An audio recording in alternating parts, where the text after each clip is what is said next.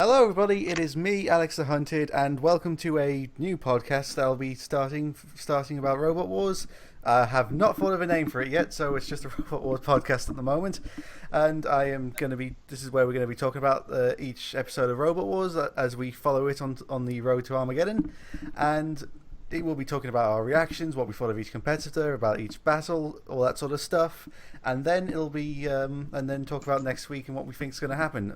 I'm not going to be doing this alone, obviously, so I am joined by three other people.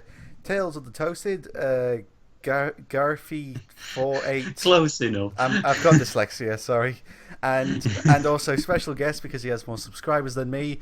Toy collector and reviewer and random Robot Wars fan, Vote Saxon07. Yay! Wait, really? Yeah. I didn't know you were Vote Saxon. Did the name not give it away? You just Did the accent not give it away? You just come up as Stephen McCullough on Skype. Does it? Yeah. He is. Yeah, because That's I don't bloody have you as a stupid. contact. Yes. Well, I guess I better sort that out then. Oh, live, There you go. everybody.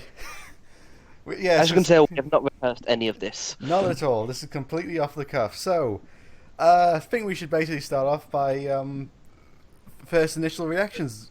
Did everyone like the first episode? Nah, it was rubbish. Yeah. God, it was 12 like, years for nothing. yeah. God, and he thought Top Gear's Basically, reboot we was spelled bad. throughout the entire episode. It should be Razor. Yeah. Yeah, but God, mate. No, honestly, this is probably how the best way to do a show reboot is to keep it at its core, but just little changes every now and then. Just little changes, and I think most of the changes worked well, to be honest. Yeah, no, I would agree with that. Like I said, countless times over the years, whenever I was campaigning to get the show back on the air, I kept saying that it should focus more on the technical side of it. There should be more time spent in the pits, Yeah. watching the teams repair their robots, and there was a little bit of that in Sunday night's episode, but I'd like to see more of that. Yeah, well, I do. I mean, there was some definitely good stuff in something that I like. I do like how we finally now we see. We didn't really see this in the old show, but we saw the teams after the battle, like repairing their robot. We very rarely saw that in the original series. I mean, the most we got was probably Series 3 when they came out of the battle arena and Philippa talked to them for a bit. But that's pretty much the most that we got. We never really got them actually like looking over their robot and going like, "Oh Christ, we've got to fix this and that and this." Yeah, I like the more sort of documentary style that the new series is taking. Yeah. But on top of that, like there's bits in it that I was kind of grinding my teeth at it because there's one part where Nuts was absolutely wrecked, had a wheel tore off it and everything. We won't be And- having spoilers about this episode if anyone hasn't seen it yet. So, All right, yeah. well I'll be as vague as possible. Yeah. A robot that's name rhymes with butts. oh no, we had can its- we can talk about spoilers. I'm just saying for people who All are right, watching okay. this, not No. knowing there will be spoilers. Yeah, it's It's a review episode. If you're not expecting spoilers, Yeah, we're gonna spoil a lot of it. All 6 episodes tonight. You know, it's like you've been waiting 12 years for Robot Wars to come back. Nah, I think I'll just watch this podcast about it instead. They can summarise it. Yeah, So, like I said, Nuts was absolutely destroyed, and then they came out of the arena, and they said, right, we're going to put this back together again. Then it cuts away to a few of the other fights, comes back to Nuts again, they're completely fixed, and they said, oh yeah, a lot of teams helped us put together. Where was the footage of that? That's what I wanted to see. I mean, we kind of got. I know we didn't get that with Nuts, but we did get it with Terahertz Carbide. Carbide, helping out yeah. Carbide, which were it's like more of that stuff would have been nice. Like we'll actually see the repair job, and you kind of did see them like looking over the robot and examining it. God knows, I Yeah. mean, with Nuts, you basically it was just an autopsy basically. Yeah, it's Yeah. like with Nuts, we know in particular it was Team Foxic and Team Gabriel that really helped him out the most with the repairs, but they didn't get any credit for that, the poor lads. Yeah, it's, Yes. it's probably one of the things that really stood out to me in the episode. Is the first 10 minutes when they're setting up. It was quite slow paced, and it was. Yeah, quite methodical in a sense, in probably trying to build up. But that's what you kind of expect with the first episode. but also, And obviously, yeah. when you get towards the end, they then had to rush it a bit. And I think Nuts' repair is probably going to take up the whole episode by itself.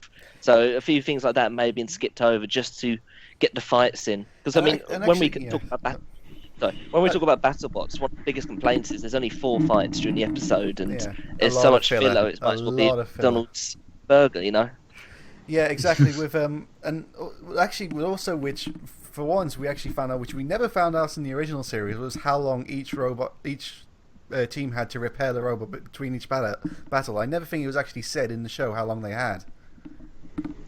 No, not really, unless it was the Annihilator, where they just say a short time. Yeah. But I don't think they actually addressed the fact later on. Yeah, it was 2 hours between the first and second round, but it wasn't mentioned that every battle in the second round was at least a day apart, usually. Yeah.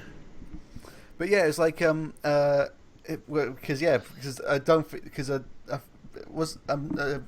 sure about the filming, but I'm guessing obviously each episode wasn't a day of filming. They basically filmed as many battles as they could a day. I believe that every day was a day of filming. So there were 6 days of filming. The first day was Heat A.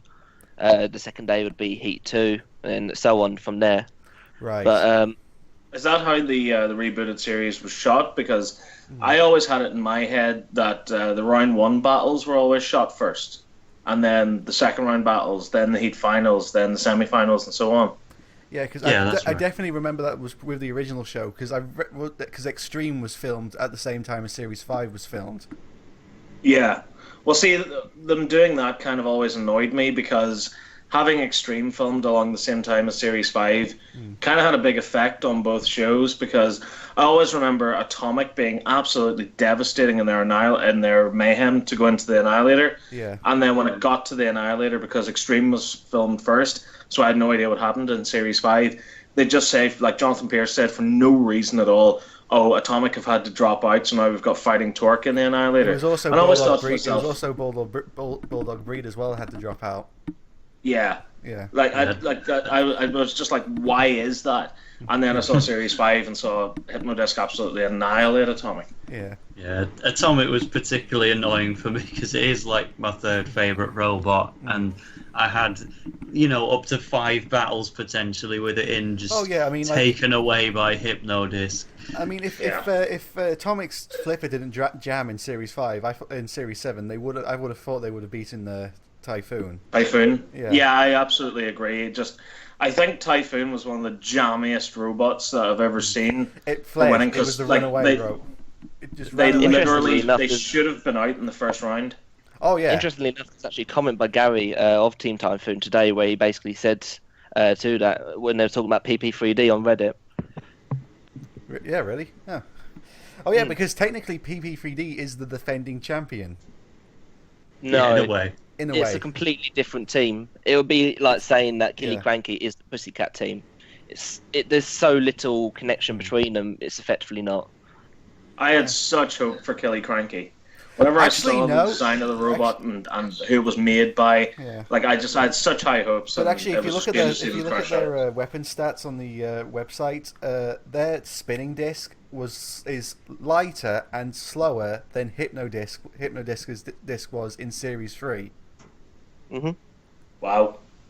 It's not the most impressive stat, but I liked it because I went to see Killy Cranky at Robot Wars Live in Manchester, where it was just basically drawn against the worst kind of opponent it could possibly fight in Crustacean, and that handed it to it. But it had a pincer at the time because it couldn't have a spinning disc in the live event, so I was curious to see how it worked with its native weapon, and that was the answer we got. They didn't use the weapon at all, but they were still very sneaky. They've made a big contribution in the end. Yeah, exactly. I mean, let's actually talk about the actual what did you think about the new format? Because it, like Robot Wars, pretty much every series they changed up the fight format.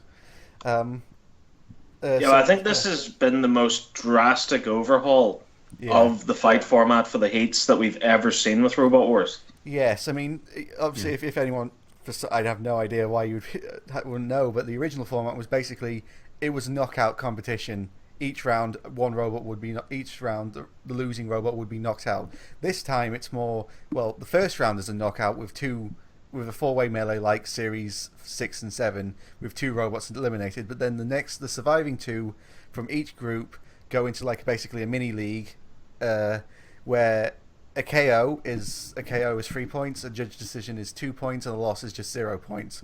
Which I kind of think with that, maybe a judge decision if you lost should be 1 point, but I don't know, because you survived the whole match. Yeah, that would be fair. Yeah.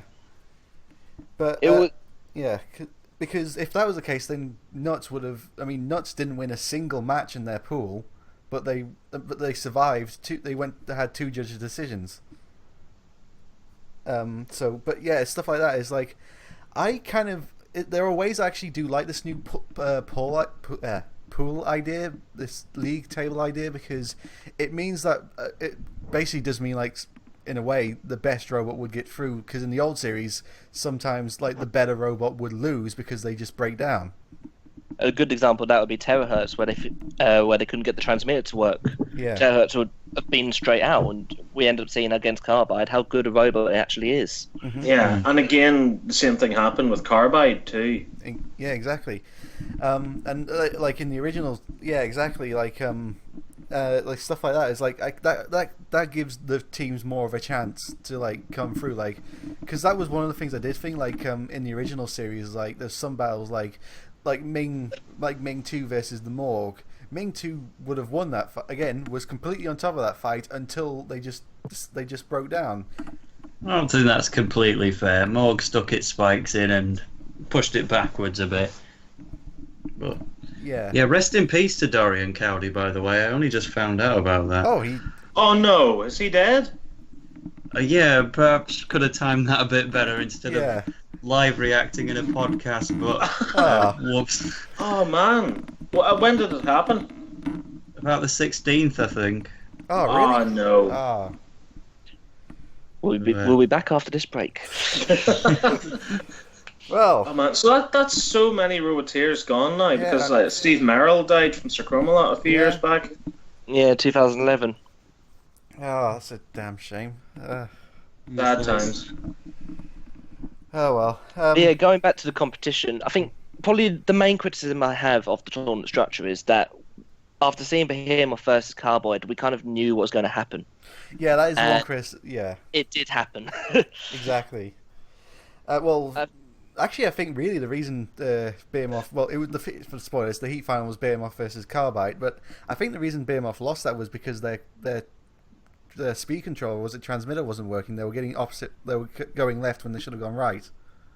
They did seem to take a hit right in the beginning, which might have done it, but Carbide wasn't really going at full speed when that happened. It may have just been gone in with that damage, maybe even from the previous Carbide fight. I'm not sure. From the Facebook page, what they said was that some shrapnel had gotten into the chain mechanisms of the drive. All right. Which, as it goes forward, obviously it locks into the drive. But that's how they were able to reverse on the right-hand side. It's also why they were able to turn one way but not turn the other, and why they reversed so spectacularly into the pit. Yeah. So actually, let's go through this week's the team. So obviously we've had Behemoth and Carbide. We'll talk about them later, but let's talk about the robot that everyone was so happy came back and so disappointed left. Let's talk about Razor. Poor Razor. Razor's back. Razor's back because their terrible luck returned with them. Yeah. Well, no, I really think Razor was just kind of thrown in there. Almost like I don't think they were in it as serious competitors trying to win again. I think maybe the BBC, because they obviously still had Razor, because Razor definitely has, looking at their stats on their website, they definitely had an upgrade. They've definitely upgraded Razor. It's not the same Razor from Series 6 that they just thrown in there. They've definitely upgraded it because they put new batteries in it, so it'll be more powerful, a bit more fast, and things like that. So and also you can tell because it didn't seem to smoke madly now. Yeah, and also I don't know. Looking at the pictures, I don't know if either the beak's been made bigger or the self-riding arms have been made smaller. The beak is definitely different because at one of the live events, they had Razor try to crush a beer keg, and it actually ended up completely destroying and bending the main support structure of the beak itself. So I'd say that's completely new.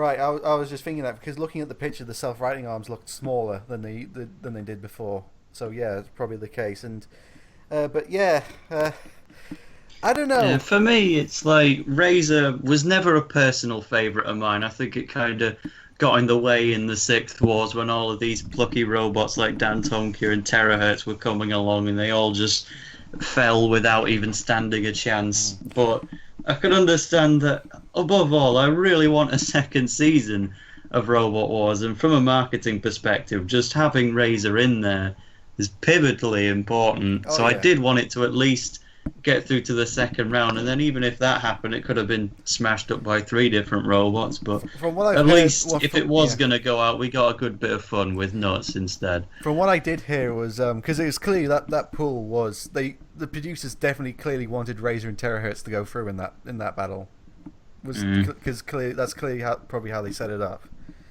But obviously, that being Robot Wars, that's not what happened. No. The thing is, you could argue, for one perspective, that Razor didn't want to go through. I mean, we're saying how they seem to be taken a lot less seriously than now. If Razor had gone through, they would have been fighting Carbide. Yeah. We wouldn't have seen Razor anymore after that. Oh yeah, that's like Razor's never really faced the Spinner, from what I remember. The only spinners deliberately going is Pussycat and 13 Black. 13 Black ripped itself right off, and Pussycat lifted it quite twisted. Yeah, Pussycat's pretty much the only spinner probably to beat Razor twice as well. Because to be honest, what with the new armor and the new improved robots that we've seen in the 12 years that's been off air, I was actually quite confused whenever I saw that Razor was going to be appearing in the episode, because I really didn't give them a chance.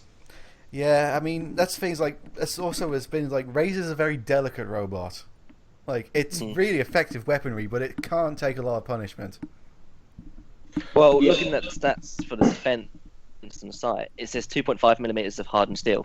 Now, my live event robot is 3.2 mil, and I mean, a modern crusher goes through that easily.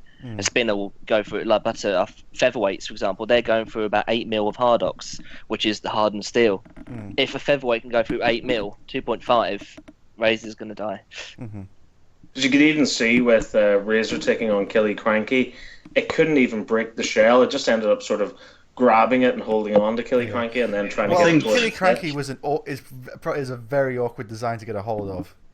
It's a bit like S3, really. Razor didn't really puncture S3 that much. It got hold of it, but it didn't destroy it to the extent that we'd see a lot of the aluminium robots. It'll do the damage to. It's just the curved shape. It just naturally fits into Razor's beak a bit too well. Exactly, yeah, stuff like that as well, and also like the live events, especially like the robots for basically for 12 years haven't had to deal with spinners because spinners have been banned from the live events. So most robots just like basically this is the return of spinners to Robot Wars. So stuff like the General was interesting design for the General, I thought, but again the spinner really just made sparks. I don't think it was very effective at all. Well, to be fair, it was only going at about 500 RPM. It wasn't a high speed to begin with.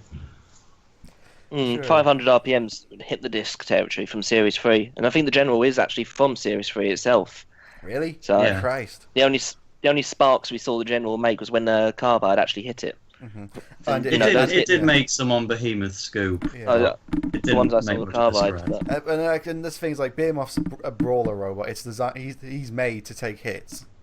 Like he's made to take a lot of punishment, just to keep going. Like the front, like very much like how Terahertz was.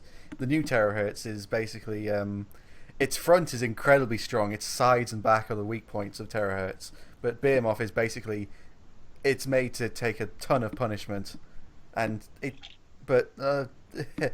needs a bit more of improvement because when it came against Carbide, like if you saw photos of Behemoth's battle with Carbide's blade just went slice straight through his bucket. Like it didn't rip it off. It just went. It was going so fast. It basically just went straight through it and cut basically a square out of the bucket.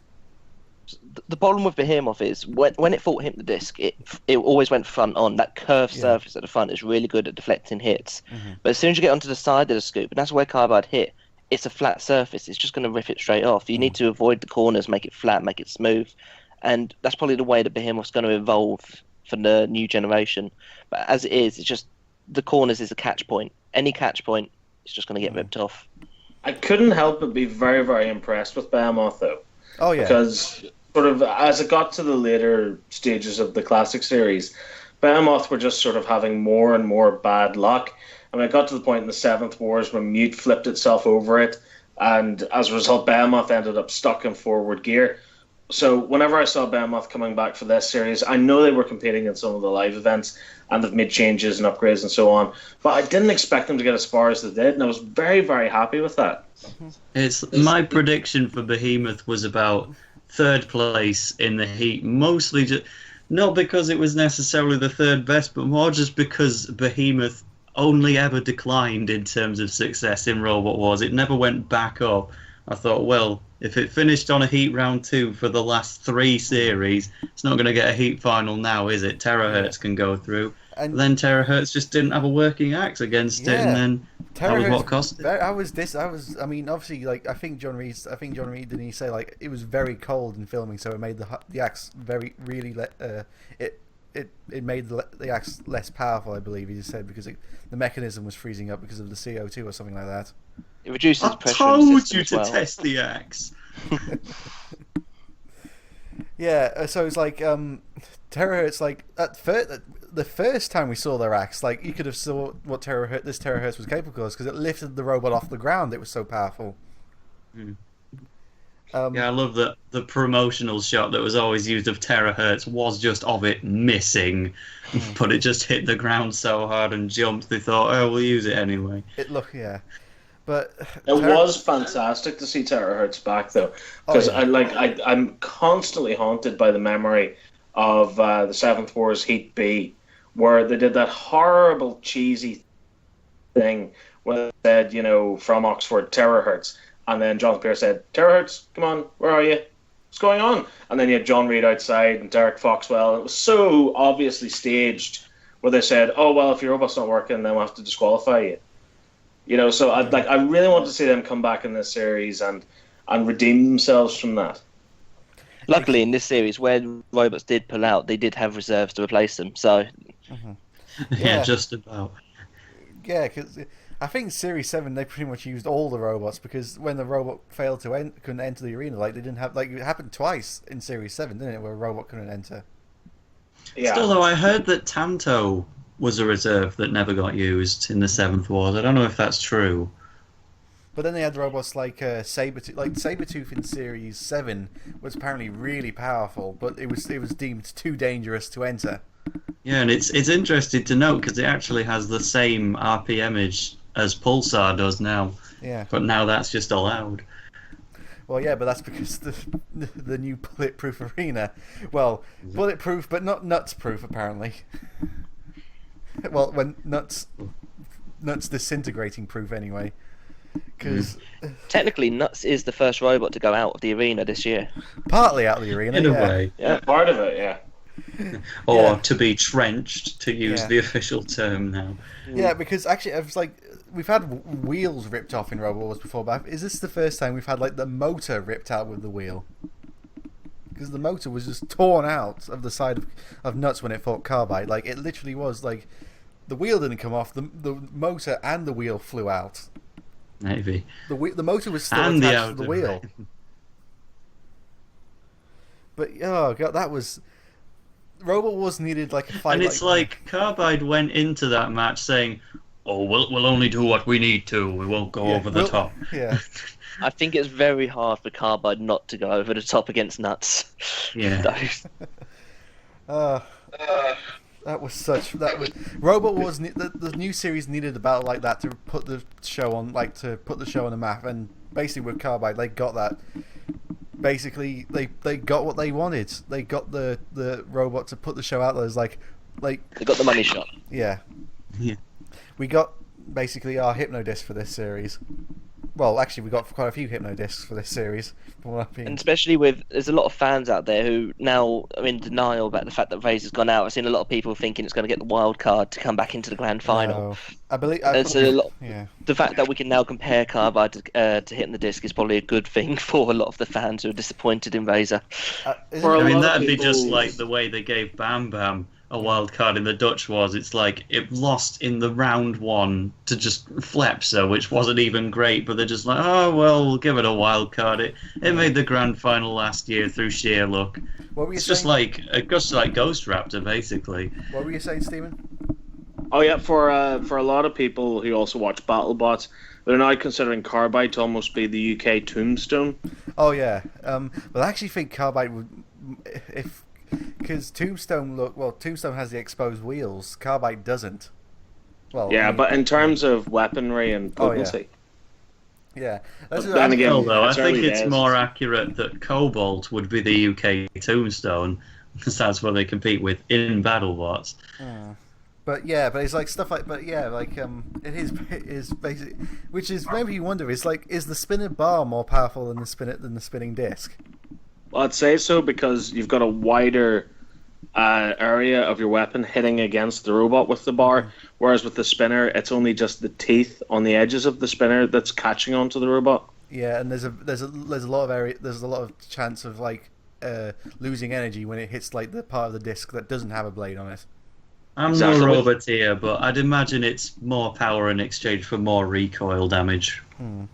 With the bar, because it's so much narrower, the weight is concentrated. So for the same weight of bar, you can get a lot longer. So higher radius. The higher radius gives you more energy, and it also means that you get more engagement. One of the things that Carbide's done pretty well is when it hits its opponent, it pretty much near stops, and that's because it's transferred a lot of its energy into the opponent. It's that engagement that's getting off the bar and the power from it as well. Yeah. Actually, you know what we haven't talked about, which we should talk about probably as well, is the arena and the house robots. Now, I like the look of I've grown to like the new look of the arena, but I don't think it was ready when the first day of shooting was, because that flipper wasn't working. No, during the testing day when they did the Tuesday just before the show, they did a pilot. Yeah. And the spinners that had turned up for that day, like Tanto, couldn't actually spin up their disc because the arena wasn't ready, wasn't capable of withholding the robots that Carbide would have turned up with about 5 days later. Wow. So yeah.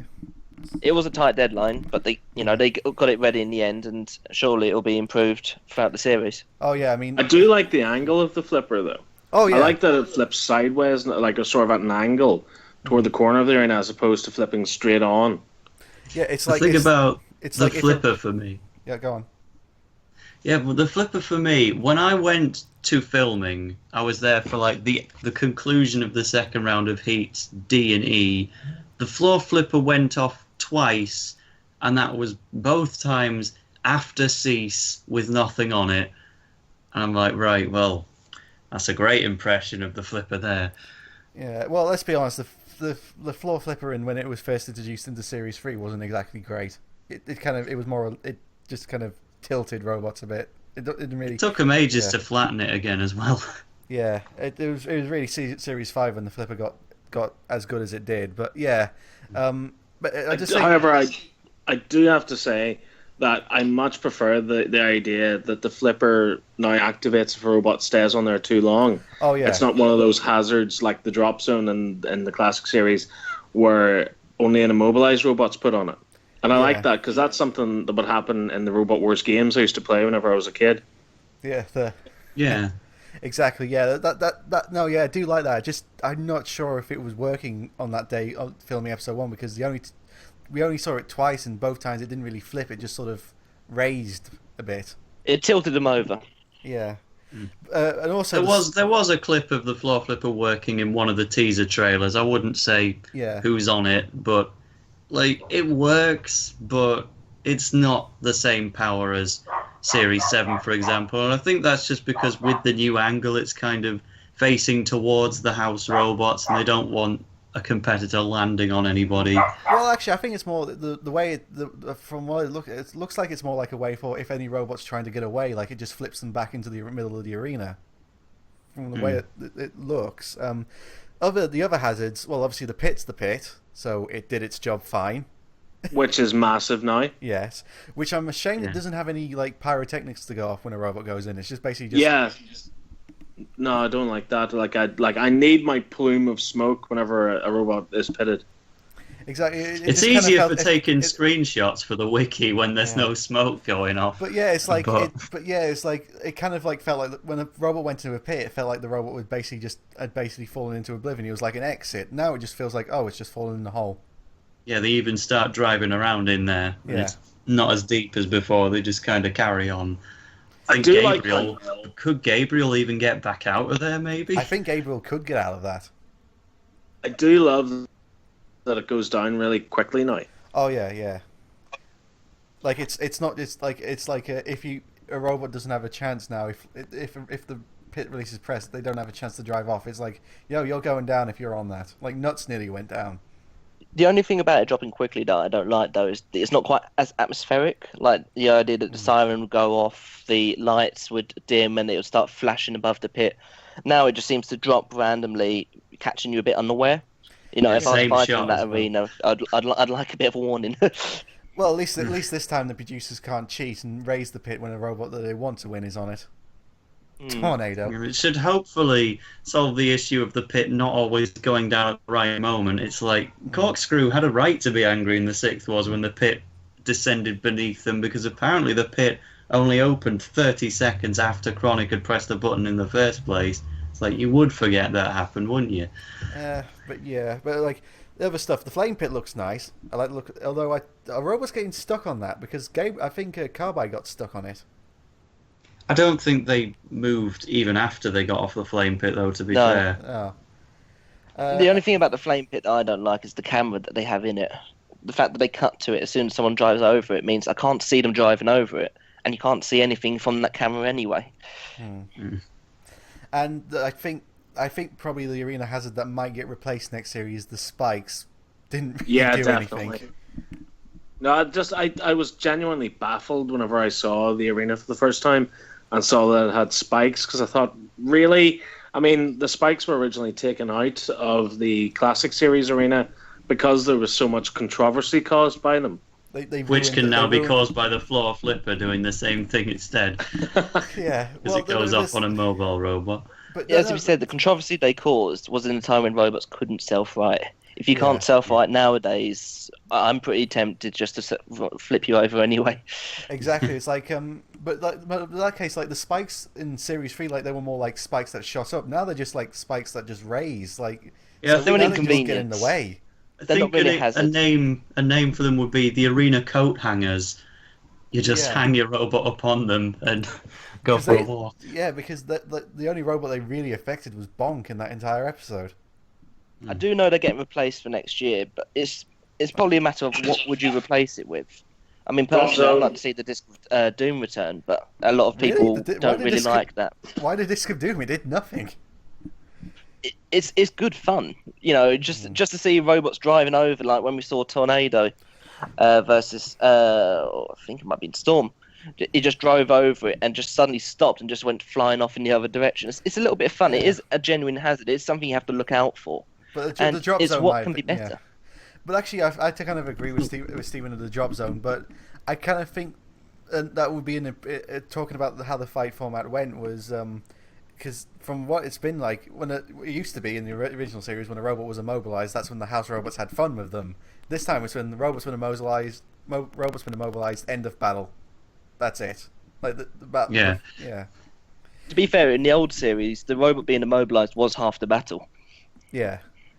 But that's what nowadays, that's when they gave the house robots time to have fun, and kind of going on to the house robots. I don't think the house robots, apart from Dead Metal and Matilda, really did anything this episode. Yeah, I think it's mostly because they all had upcoming battles later in round 2, and they didn't want to smash them up too bad. Like you wouldn't trash a robot in the Series 5 semi-final round 1 because there was the losers melee coming up, but it doesn't really give them many chances to sell toys. No. I think they could have gone for it a bit more. The house robots aren't really catch-22 as well, though. There's a lot of people who say that the more the house robots get involved, the more producer interference it is, or the less fun it is, because you just see the competitors being interrupted in their fight. We want to see the fight, but not the house robots. What were you then saying, there's the opposite Stephen? people. Oh, I kind of understand why they're doing what they're doing with house robots now. So in the first four-way melees, there's only one house robot in the arena, so there's not a lot of danger there. Then in the second rounds, you have two house robots, and then were there three for the final, or was it just two? No, I think it was two two for the final. I believe, but is it from what I've heard? Is it more than two in the grand final? I'd like to think it would be all four in the grand final. Because then you've got that sort of escalating danger, and it's getting harder and harder for a robot to win. Exactly, yeah. Having like one house robot in the first round battle, it's good for letting the robots have more freedom, but I think it's overall kind of a bad thing, more just because the camera angles that people seem to complain about in the most in the first episode were from the first round melees. I think if you had another house robot, that's another camera in the arena as well. Maybe, but also like from what I saw in the first round battles, like the house robot just stayed in the corner they started in. Like I didn't see when another robot went into like another corner patrol zone. It used to be like the house robot just charged, like basically went full speed to the other corner to cause damage. To interrupt, but I think what we saw here, like in the CP base in the corner patrol zones this time, like the house robots just stayed in it, like throughout the entire fight, so they didn't move about to each different corner, which I think they should have done.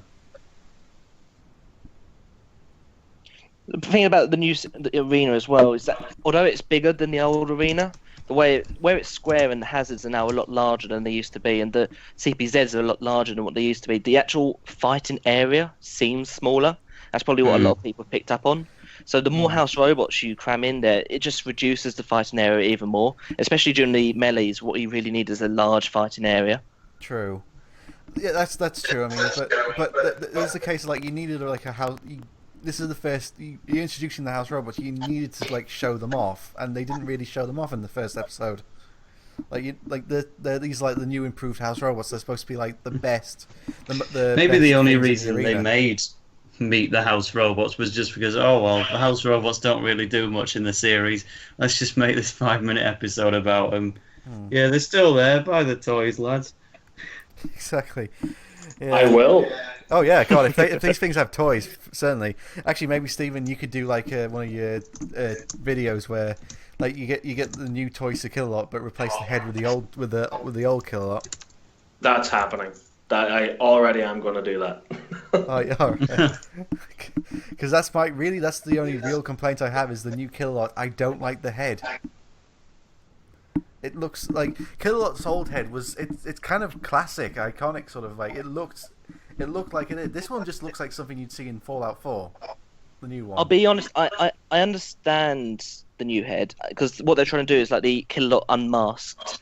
Like he's been into the gym, he doesn't fit in his armor anymore, kind of thing. He's a new raw Kilolot. But I understand why they've done that, but at the same time, it's interesting to see the old stuff. There's some things that you kind of shouldn't change, like the way that Dead Metal looks. Dead Metal looks absolutely perfect. It's updated. Yeah, I wouldn't change anything about the new Dead Metal. Whereas, like, say for example, Shunt, it just feels a bit top heavy, and maybe the side guards, they just don't look right in the kind of polished silver. I don't think there's any one big thing wrong with the house robots. They're really, really good builds, and we'd all love to have them. From what I've understood, like very much like the original series of Robot War, the first series of Robot Wars, the team who made the house robots didn't have a lot of time. So Kilolot apparently was supposed to have like LED eyes for the new helmet, but they didn't get it finished in time. So the eyes were supposed to light up, but they didn't get it finished in time, so they couldn't do it. Well, I was actually on Facebook to the guys making them at, I think it was about 1 o'clock on the Thursday morning before the Friday shoot. Yeah. It was a rush to get them finished, but that was the same for pretty much all the competitors, everything. It was just one mad rush because of the amount of time they had to prepare. That's why I've been saying, like, I'm kind of looking forward to. It's from the ratings and how the reaction's been. It's kind of guaranteed that we're probably going to get a second, technically a 9th series. So that's why I'm kind of technically looking forward to that more, because the robots will be improved. There's more time for lessons learned and stuff like that. So, but it's the same when you look at BattleBots. Really, I mean, Tombstone was a standout. There's a few other good ones in there, like Witch Doctor and so on. But like when you look at Bite Force, it was more Shove Force. It kind of just turned around and used its wedge. Exactly. And then there's a lot of robots that went out in the first round that weren't really justifying their $8,000 price tag. Mm-hmm. And that will be the same next year for Robot Wars. Hopefully, we'll go back, we'll learn, we'll develop. Yeah, exactly, stuff like that. And saying like, there's only one improvement I would probably make to Matilda is give her bigger dorsal fins. I would say with Matilda, because she had like what I mean, like she kind of had like Godzilla-esque dorsal fins in the original Matilda. Now she kind of just has like little spikes. Hello? I think the designs are at that point where they could already make a toy out of them. But the bigger question in my mind is, if it lost in the first round, can we still get a new Razor toy? Because we could just re-release the same design, and they'll probably just use the old one. Oh yeah, which would be fine because my old Razor toy, my old one's long broken. So I was kind of hoping for a new one, but. My toy Razor looks very much like the Razor from Series 2 than it does from any of the other series, because the wings broke off. But yeah, what were we going to say, Stephen? Yeah, something tells me that if they do make toys for the new series, they're not going to be the same quality as what we got with Logistics toys back in the day. They're going to be a lot smaller, maybe less detail, and maybe not as active weapons as the original series toys had. It has to be said, though, even the original toys for their day were quite exemplary. Yeah. I mean, they were. The quality was really good. I mean, they even last till today. I mean, a lot of toys I have elsewhere, like Micro Machines and that, they're long gone. Yeah, I would love to see them do like what they did with the BattleBots toys and have like little remote control ones. That would be great if they did that. I mean, they're really pushing the boat out with the BattleBots ones. I really can't wait to get my hands on the Tombstone and Witch Doctor remote control set that comes with the Battle Box. Yeah. Like, it'll be a wonderful day whenever I get my hands on that to do the review. Yeah, so thanks for putting us out of the EU. To the UK, or will you have to import them? I'll more than likely have to import them, which will cost a boatload, but see, this is why I voted to stay in the EU, just to save money on the BattleBots shipping.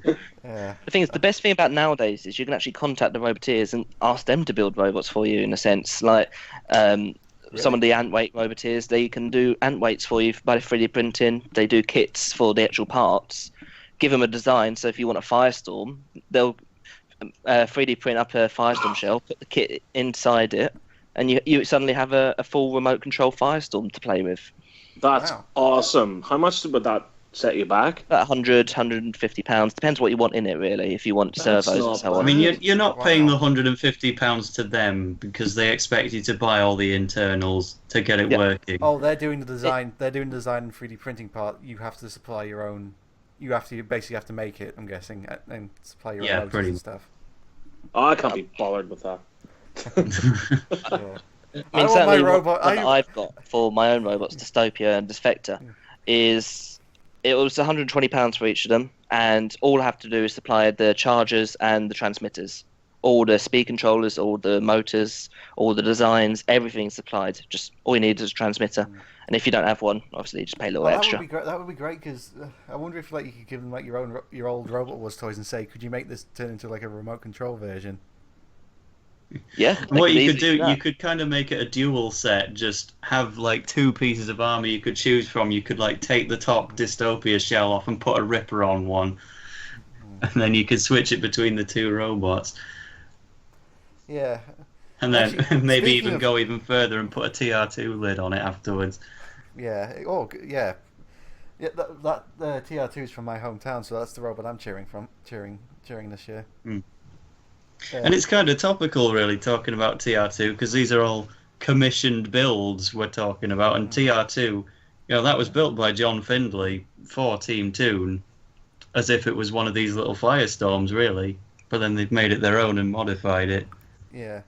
And TR2 TR2's in week 3, aren't they? Yes, they are. Yes, I'm just looking at the thing there. But yeah, it's going to be.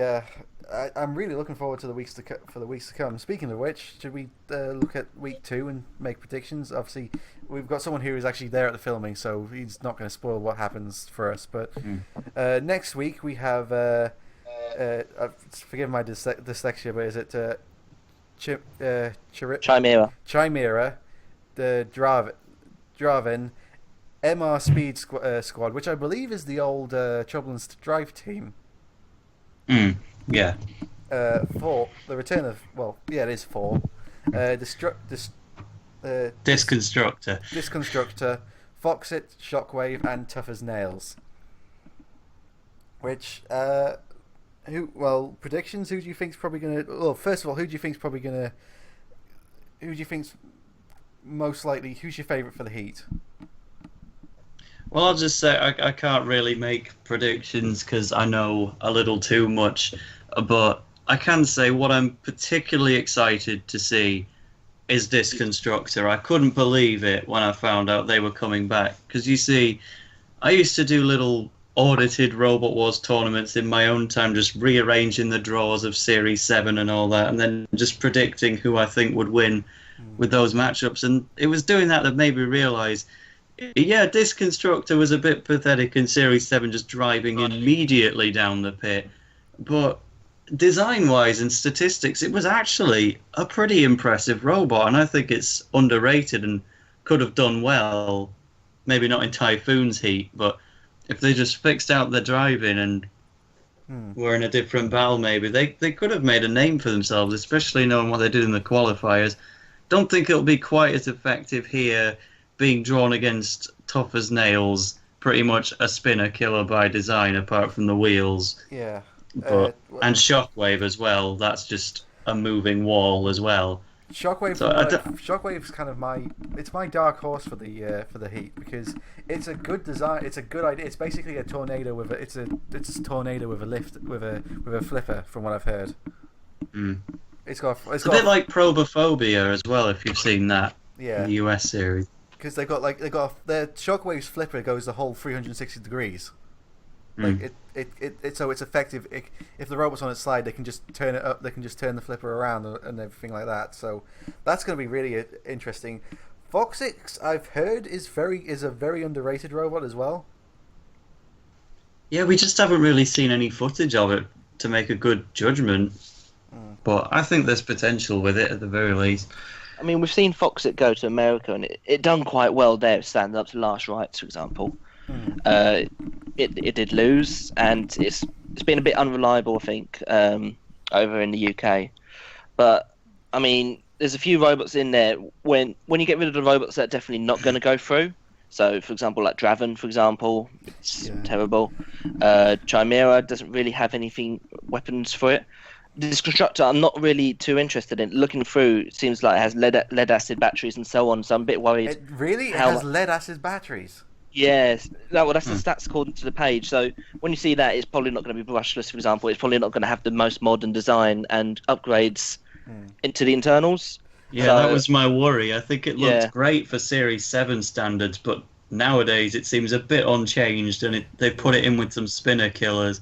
I don't have high hopes, but as long as they don't drive into the pit, then it's an improvement. From what I've heard also is Draven's got the same armor that Mortis had originally. And it's terrible. It's not up to modern standards, and they put the batteries right up against the panel. Oh, really? It's going to be a fire there. Yeah. Tough as Nails. I don't know about Tough as Nails because from what I've understood, because obviously the arena floor was aluminium. Is it aluminium? It's steel. Oh, steel. Robots are just sliding about on that, and Tough as Nails, it needs pushing ability to be effective, and on that floor I don't know if it's going to be able to push. For me, back in the Classic Series and the 7-4s, Tough as Nails was one of the most frustrating robot battles I've ever seen. Against Bulldog Breed? Yeah, no, just in general. They really, really frustrated me. Because it didn't seem like a fight. It was literally just watching a robot clamp onto another robot, push it around the arena and down the pit. But that's effectively what Razor did, and everyone loved it. Yeah. I know, but Razor caused damage. Yeah. Whereas Tough as Nails just gives you a bit of a hug, throws you down the pit, and it really bothered me that they got that far. I did quite like it myself, but there was one.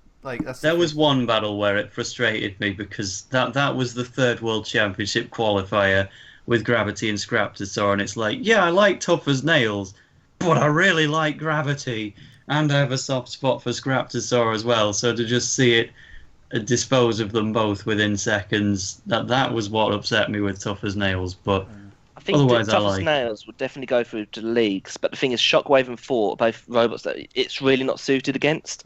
Shockwave obviously can lift it up while it holds on to it, so it can't really push against Shockwave. And Thor can get right and can attack it if Tough as Nails grabs it with the axe basically pointing at the robot. Being honest, Thor is not a robot you want to hug. Exactly. Yeah. So it has both of those. And get out there. It does actually have both of those in its first round melee, though. That's the problem for me. Really? Oh. It's like they've put all the veterans like Tough as Nails and Thor and, well, Disconstructor, I guess, and Shockwave in the first round, and then the other first round melee is a bunch of the newcomers, if you count Draven, because they're in there with Foxic and Mr. Speed Squared and Chimera. I'm just looking at it from the point of view of we don't know because they haven't actually announced it yet. Yeah. Yeah, I only know because I saw a clip of it in one of the trailers, so I figured it was public enough to say. Oh, right. But yeah, but it's I kind But Shockwave did only creep into shot, to be fair. So maybe I'll keep me gob shut. Yeah, it's like And actually, do you want to go through the other weeks and think about? Do you want to go through the other weeks, or do you want to save that for the next podcast? It'll make this too long, really, won't it? Yeah. But yeah, it's like stuff like that. It's going to be very interesting. It's going to be it's what I kind of do like. Although people are like saying is like, oh, it's only 6 weeks, but what it does mean is like, we're not just getting like robots like that's some we're getting the best robots. Well, if you count Overdozer or Chimera as the best robots entered. Because, God, I've looked at Overdozer. It's made of wood. Yeah, it's made of wood and it's got a petrol engine inside with lipos. That's a bomb. There's some robots I'm looking at, like, from what I've heard of, like, apparently Deator tried to enter and they failed to qualify. And it's like, looking at some of the other robots that did manage to qualify, it's like, they picked this robot over Deator? It has to be said, a lot of robots in there are not chosen over quality. I mean, otherwise we'd certainly be seeing a lot of robots like Toxic 2, Manta. Tanto is one that got into the pilot, but didn't actually get into the final one. Again, I actually applied with Mike Onslow from the Plunderbird team and the Lightning team for Dystopia. Again, we didn't get in, unfortunately. Have you heard about? Is there qualifying begin? Is there going to be qualifying applications soon for Series 2, or is that yet to be announced? It hasn't been announced yet. Yeah, I mean, I'm looking at stuff like Sweeney Todd. How the hell? Sweeney Todd is a middleweight robot. Of course, they'd put it in with Apollo, wouldn't they? Yeah. The thing about Sweeney Todd is it's a good way of saying, because there's a lot of people who are going to be watching Robot Wars and thinking, right, I'm going to go out and build Carbide, which is, I mean, certainly for people who don't have an engineering background, who maybe 16 years old, for example, just want to do it with their dads, going out and building a heavyweight is a good way to blow a lot of money in a very short amount of time and almost kill yourself doing it. Yeah. To actually say that Sweeney Todd is built by mechanical engineers with years of robotics experience and he couldn't even build a legal heavyweight kind of shows start at featherweights. I mean, the only reason I can see Sweeney Todd entering was because of the wheel design. Apparently it's very clever wheels. Like, it doesn't go it's not going forward and backwards in a traditional sense. Like, the robot doesn't turn, the wheels turn. I can't remember how you pronounce it, but I think it's Machinum wheels. Basically what it is, it's wheels that are offset by 45 degrees. So as you turn them a certain way, if you turn them against each other, they'll spin. If you turn them in the same direction towards each other with the four-wheel drive, then it'll just shuffle sideways. It's something that they use in normal robotics applications. We don't use it generally in combat because it has less grip. It also you can't really push with it, and it's just a bit more fragile in general. There's no real benefits to it. Yeah. Other than being cool. It's cool. But it's gonna be it's like stuff like that is like but like I'm good to see, like from what I've also understood is like when they announced the new show, they did get in contact with most of the veterans saying like, would you be able to come back? Like from what I've heard, like Hypnodisc and George Francis were Tornado. Yeah, and Tornado were contacted saying like, are you going to be able to enter this year? And they all said no. Yeah, we need more time. Like, you can't just give us 3 weeks to completely upgrade our robots for today's compet. Like, because as much as we love Hypnodisc, by today's standards, they're pretty weak. Even by the end of Robot Wars standards, they were getting quite weak. Yeah. I mean, to put it into perspective, Carbide is built by David Moulds and Sam Smith. David Moulds built a smaller version of Hypnodisc called 360. Yeah. It's a brushless 13.6 kilo robot, and that has as much power as Hypnodisc, despite being nearly 10 times less weight. There you go, then. Mm-hmm. It's going to be fun. But yeah, so, and actually looking at the list, does anyone... I don't know if... have you seen... do you know who wins the overall show? It's going to be Eric, isn't it? Even though they didn't enter. They're the wild card. Yeah. But it's like, do you looking at all the robots you've seen, do you have a favourite who you think's going to win? Oh, that's my alarm. Shut up, fam. Yeah, I have the same one. We all have androids. Yeah. But yeah, do you guys have a favorite? As to win, I mean, it a lot of it depends on who gets out of Heat D, I would imagine. It's like you've got flippers like Apollo and Eruption that could make a big impact on Apollo, some of the other designs in there, while it's also got Storm 2, which could potentially be a carbide killer. It's Apollo, like, that's such a difficult heat to call. By Apollo, don't you mean Chronic the Wedgehog? In a roundabout way. Because it's only called Apollo, isn't it? Because Chronic entered BattleBots. It is a separate they're completely built. They're completely different builds. Are they? The best way to prove it is that Chronic is illegal in the UK and Apollo is illegal in the US. Oh, is it? Yeah, because the US does not allow for CO2 systems, and vice versa. The UK does not allow for nitrogen. Wow. Oh. Yeah, they are obviously based upon each other, but... Oh yeah, in the same way that Carbide and Cobalt are based upon each other, but they're completely separate robots. There's photos of them together. Oh yeah. But they're completely different builds. They're designed in a different way. Like Carbide is built to spin up quicker. I honestly thought Apollo was Chronic. They just removed the paint job. I honestly thought that. If they did nothing but the paint job, it would be illegal. Yeah. Yeah, I didn't actually catch on at all because we got to see a quick clip of Apollo in the pits when I was at filming, and I just thought, I didn't know many of the applicants at the time, and I thought, wow, all these famous flippers like Gravity and Dystopia haven't gotten in, and then I don't even recognize these people. This is just a white flipper, isn't it? I didn't actually catch on at the time that it was related to Chronic, and then found out later, and I'm like, oh, that makes sense. And then it looks to be a pretty quality machine. Possibly the most powerful flipper in the series. We'll just have to see. Yes. I think we might get an out of the arena if Apollo gets his hand on Sweeney Todd. Like, not out the trench. I mean, out the actual 7-foot arena, because that's probably possible with a robot that's as light as Sweeney Todd against Apollo. Behemoth nearly done it with the mini-bots. Yeah, exactly. It definitely went higher than the wall. Came down with snow on it. Nice little reference there. Yeah.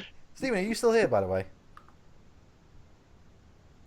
I don't know if Stephen's still here. Hello? Yeah, I'm still here. Oh, sorry. There we go. Has anyone ever told you sound like Noel Sharkey? Well, that's incredibly racist, but thank you. Moving swiftly on, but going back to the point we were just discussing, I think probably the dark horses are the ones that really have pushed the technology on, like Pulsar, Carbide as well, and even to an extent TR2. When you compare it to some of the robots of the old days, TR2 is obviously the current UK FRA champion, so good pedigree. Same with Eruption; it's the double UK champion from the previous 2 years. I mean, Terahertz was the previous champion there, and we got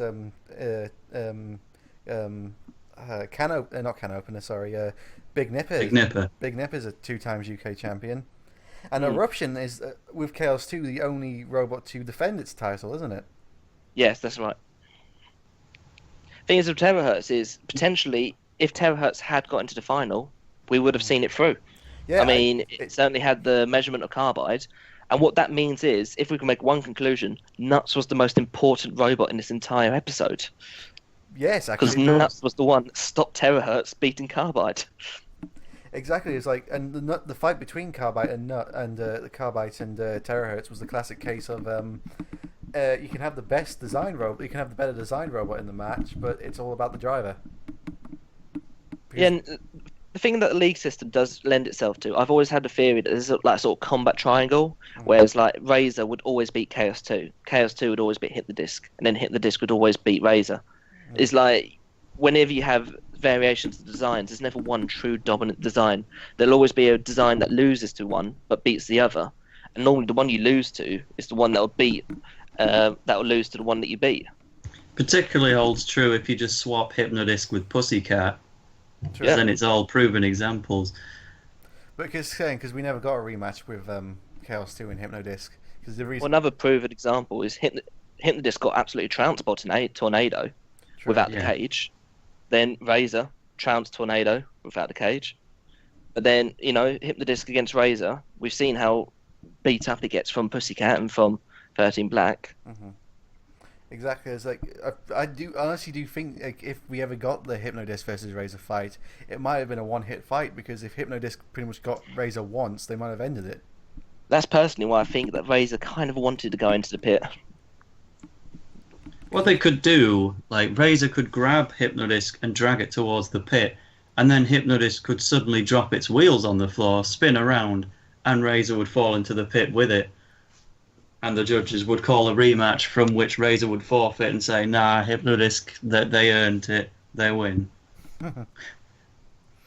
Yeah, because that's actually that fight between Hypnodisc and Firestorm, where they both went down the pit. Were Hypnodisc actually broken, or did they think, well, we kind of went down the pit first? Speaking. I'd imagine they were broken. Hypnodisc does have a tendency, and this is true of all spinners. This is why we don't really have many UK champions being spinners, is that as you go through a tournament, spinners just get weaker and weaker. They knock their internals, they start basically destroying themselves. Because every hit a spinner gives out, it has to take it as well. True. Actually, it's going to be interesting when we see Supernova, because when we saw Supernova in the original series, like, when it hit, it just span around. Like, when it hit, it just flew away every time it hit something. And this time, like in the new arena with the steel, it's got even less grip. So that's just going to fly around even more. Like, because the Supernova, it has a gyroscope in it, doesn't it, or something? What's it called? The thing that keeps it on its wheels. Like, so it doesn't like just fly around when it gets. You know what I'm talking about? No. Because I've seen it in some spinners. Like, doesn't 360 have it as well, where they can like sort of tilt the robot inside? Well, like a gyroscope. That's the gyro effect, but that's not a natural component of the robot. That's just physics. Oh, is it? I thought that was something in the robot, because that shows how much I know. Basically, when you spin a mass, it doesn't want to change orientation. So if you think of riding a bike, if you know how unstable you feel when you're not moving. Yeah. When you start moving, it suddenly feels very stable, and that's what a spinner's like. When you try and push the disc left or right, it tries to resist the movement, and that's why it ends up going onto one wheel, because it's effectively like a car that's just gone around a corner too quick. So how can 360 do its like two-wheel wheelie sort of thing? Because once it gets up onto its wheels, when it tries to turn that corner, it will, as I say, counteract and go at 45 degrees. And then because it tries to resist the movement, the amount of gyro it has in the disc is enough to actually hold it in that position. It then needs to slow down so it can actually drop back down, so the gyro effect stops it from moving. Because what gyro effect is basically it stops you from moving within one of the 6 axes. If you try to accelerate with a gyro, it resists it. Right, because that explains why I was thinking about Supernova. Because was it Series 6 when they hit something like they had the gyro effect basically, because they never It happened in pretty much every fight they had. Let's be honest. But particularly in Third World Championship, though, like that was what immobilized them in the end, just running along their side after hitting Storm 2. And the best example nowadays is if you watch BattleBots and look at Minotaur. There's obviously the very famous fight now of Blacksmith versus Minotaur that's got over 2.5 million views. If you look if Minotaur does a left-hand turn, you'll notice it goes up onto its right-hand wheel. Yeah. Right. And that'll be the gyroscopic forces that you can see. So would that be the same thing with Pulsar? Well, that might happen with Pulsar, or is it too wide? Because it's a very wide robot, Pulsar. Pulsar has the advantage of being very wide, very low, and also having a very small disc. Right.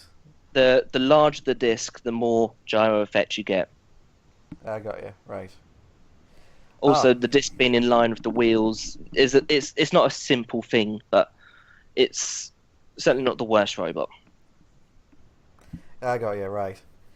I mean, yeah, it's stuff. I was just interested. Sorry, I was just. This is one of those questions. Now that I'm talking about it, but anyway. So yeah, it's like you're the roboteer. We're not. We just watch these things and have to make our amateur. First and foremost, I'm a fan at all times. It's just the fact that I live and breathe the sport a bit more than I should do sometimes. But yeah, there are some robots there are some robots I've just been wondering, like Infernal Contraption is like, I'm looking at Infernal Contraption now, it's lighter than it was in the original series. That may be like the light batteries and the progress in technology. Still though, I can't believe they chose Infernal Contraption but not Pulverizer. It's like they just chose a weaker version of the same design that wasn't the Dutch champion. It's like, thanks for that. We've only got one Dutch robot now. Yeah. I mean, from what I've understood, like people are saying, like, oh, why didn't Gravity get entered? From what I've seen, Gravity is not the Gravity we know anymore. No, it's not. It's still on its day. It's still an impressive robot. It got top 8 in the World Champs last year. Oh, really? But it's and I think it should have gone further, to be honest, with the decision at the end. Or maybe I was thinking it. No, I think maybe I thought it was supposed to lose to Tiberius. I can't quite remember now. But anyway, but it's certainly not as standout as it used to be. Yeah. I mean, there's a lot more. I mean, Eruption is quite a similar design, and certainly more powerful, better driving, better control, so on. So, actually, can I ask about Eruption and TR2? Why do they have these new additions, like these new things, like basically bolted onto them? If a robot because they couldn't enter as flippers. Could they not? That's the simple reason. Why couldn't they didn't want too many flippers in the series. That's the one thing they were worried about. It's been quite vocal about it. So a lot of the teams who had flippers had to have something that they can show to the audience, like, this is our weapon. It's not really our weapon, but this is our weapon. So that so-called axe on the back of TR2? The flag, yeah. Yeah. That axe, when it comes up, they'll probably be promoting that as the amount of damage it could possibly cause if someone's behind the robot, even though we know it's totally ineffective. Oh, because I was wondering about that too. Because in the live circuit, it is basically in the live circuit a bunch of flippers. Yeah, because this is why we see Storm 2 of a disc, for example. It's just making things a bit more original, more appealing. There's a lot of robots that are function over form. I think it's the phrase. Hopefully, you won't have. You know, I kind of wonder if TR2's axe will actually get in the way of self-righting, because it is almost a full body flipper in design, and then that's just elongated the design even further. It's likely to be the flipper's so powerful it won't really cause that much of an effect. Yeah, and it's got this little thing on the top of the flipper, so not like this so I'm guessing that might help it as well. I mean, certainly some flippers nowadays, my featherweight's quite guilty of this, in that when they go to self-flight, they'll simply launch themselves up in the air, do a full 360 and land upside down again. It'll easily clear the axis. The axis isn't too much of an issue, really. Yeah. It's stuff like, I mean, one thing I'm wondering is, like, Sabretooth. Sabretooth don't have a Shreemekh. No. How the hell they do now? Do they?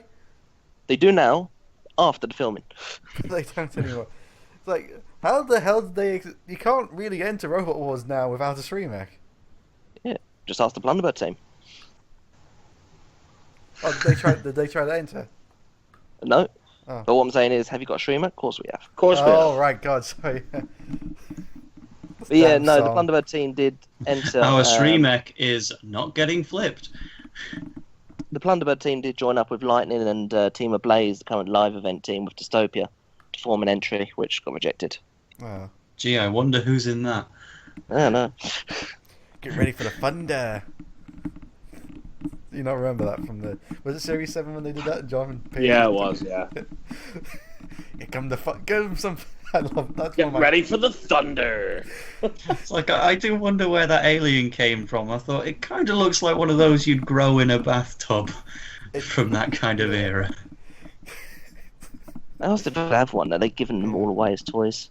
Yeah. I do look, but yeah, honestly, look, the Heat I'm actually looking forward to most is probably is probably week 3, I think.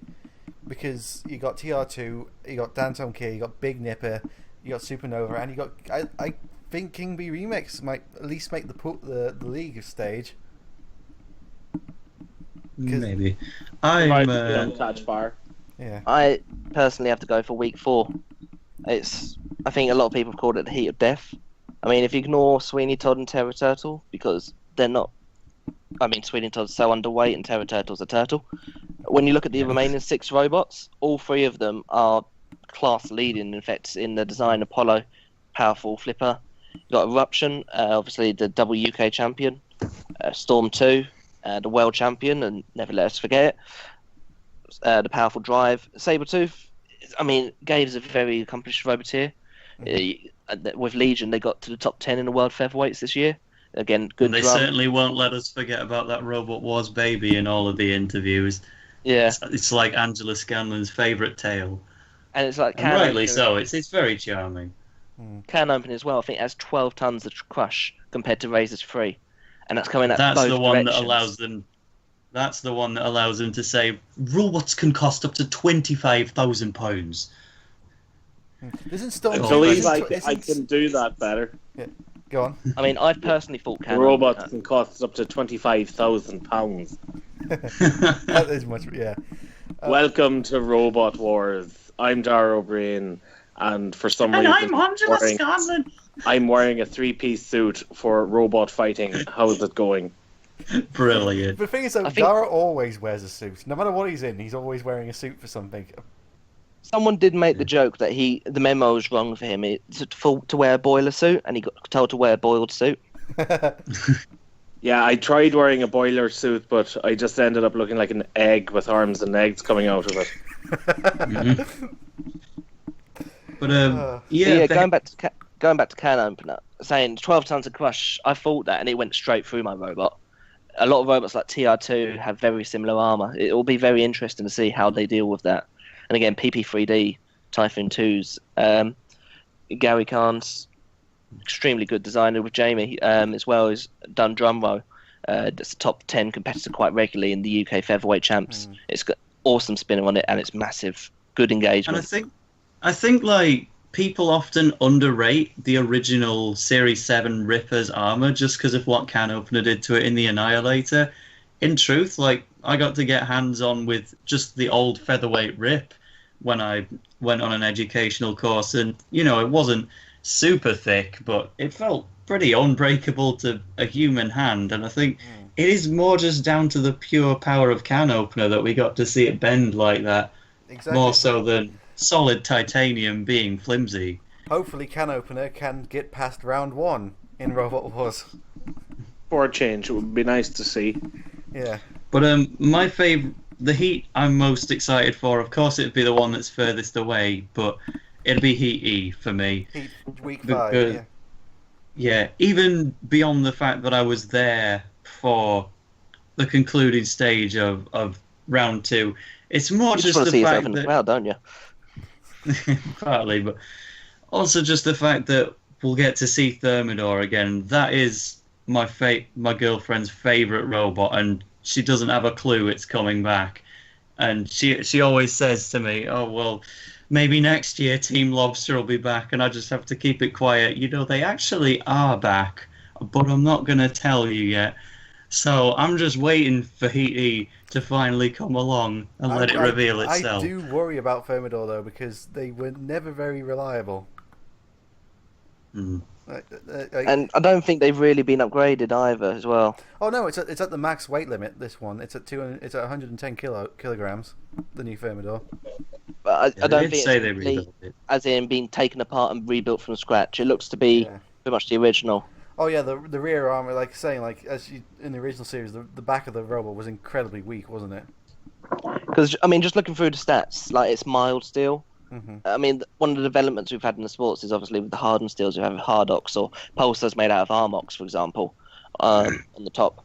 It just doesn't seem to have been developed. It seems to be the original chassis, as far as I can tell, which is quite worrying. As soon as PP3D hits it or something along those lines, it may get to the second round, but I don't think it'll be getting much further than that.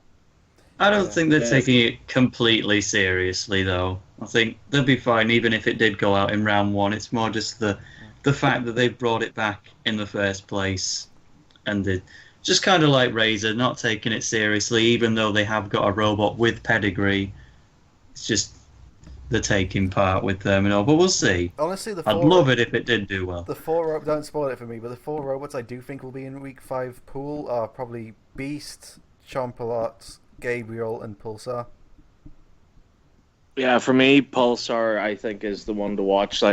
Having watched BattleBots as well, as you were talking about Minotaur before, that rotating spinning drum seems to be the most lethal weapon in robotics these days, anyway. Yeah, and also what gives the advantage of a drum, especially the way the blades are over a vertical spinner, is the drum will lift the robot off the arena.